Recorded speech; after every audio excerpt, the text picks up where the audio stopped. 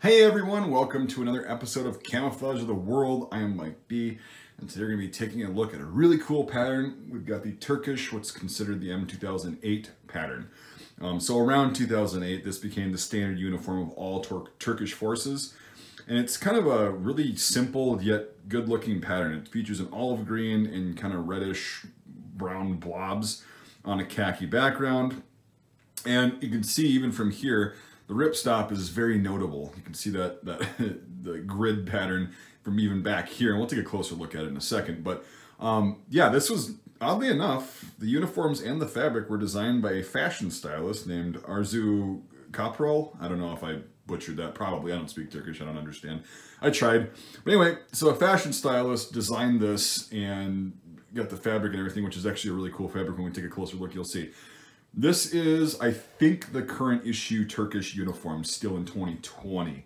I don't see a problem with it because if you're in a semi-arid country like that, I know parts of Turkey are lush and wooded, but I know a lot of it is what we would call semi-arid, where it's got some brush and vegetation, but it's kind of more sand and dirt and rocks.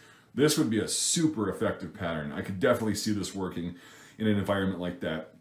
If you're from Turkey or if you're in the Turkish military, let me know how this stuff works, how effective it is. Because I think in an environment like that, even a regular desert environment, this would be a pretty effective pattern.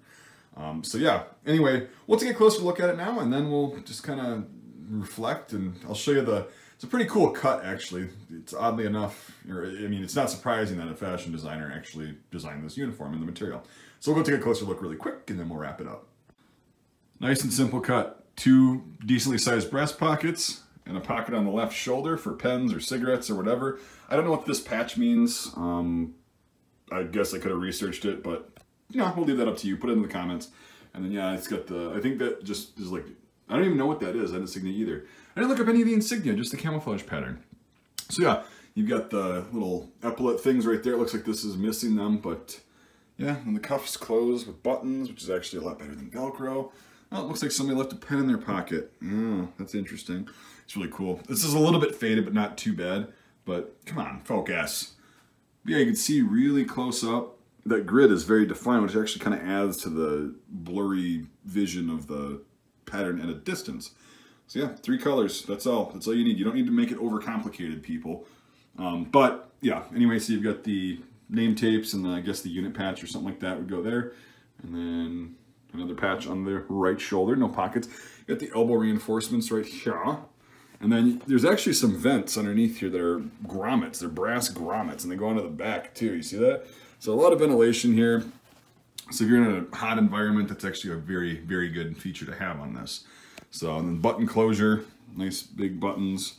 And I don't know if I could find a tag on here to find out what year this was made. But anyway, overall, yeah, it's a pretty nice uniform, to be honest with you. It's better than a lot that I've seen.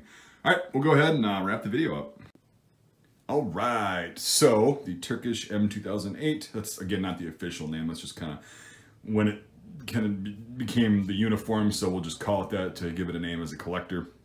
Anyway, really cool pattern. I'm really impressed with it. Again, if you're from Turkey, let me know what the patches mean, and if you got any experience with this pattern, I'd be very curious to know how this works. I'm sure it would work just fine.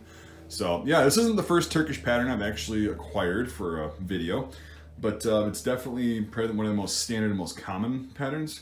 But yeah, anyway, I really don't have anything bad to say about it. Also would love to see an actual test or a picture of somebody wearing this in Turkey in an environment where it would actually be effective. So anyway, thank you for watching, everybody.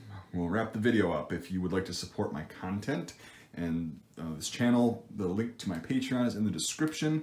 Also, you can now become a member of the channel after YouTube hasn't allowed me to have that feature for several years. Magically, one day it was okay. So you can do that as well to support the channel directly. Patreon starts at $1 a month, and $5 a month or more on either platform gets you access to my Discord server, which is pretty fun. We have a lot of cool content on there, a lot of information exchanged, exclusive things, kind of just shooting the shit once in a while, having fun. Anyway, your crowdfunding basically helps me get cool things like this to make educational videos on and do like helmet ballistic tests and more expensive, costly videos that are really cool though, very educational. But But I can only afford to fund the channel so far out of pocket, and crowdfunding allows me to do really cool things like ballistic tests and things that I otherwise wouldn't be able to afford. So if you can't afford to support the channel financially, that's totally fine. I totally get that. Not a big deal. I just appreciate you watching and interacting. Hit that like button because that actually apparently matters in the algorithm, and it would be really cool. And yeah, so I make these particular camouflage videos for educational purposes. Like if you see something like, if you see one of these shirts at like, a flea market or a thrift store or something like that, out in the wild is what I call it, you can just be like, oh yeah, it's a Turkish M2008. I'm going to grab that because they don't know what it is and it's only $5. Or you can just walk by it and be like, hey, that's cool. I've actually seen that in person. You'll be able to identify what it is if you see a soldier in a picture, stuff like that. So it's just kind of a first glance, basic history of it, very basic history of it. And yeah, so hopefully you learned something. Let me know in the comments. Thank you so much for watching, and we'll see you on the next episode of Camouflage of the World.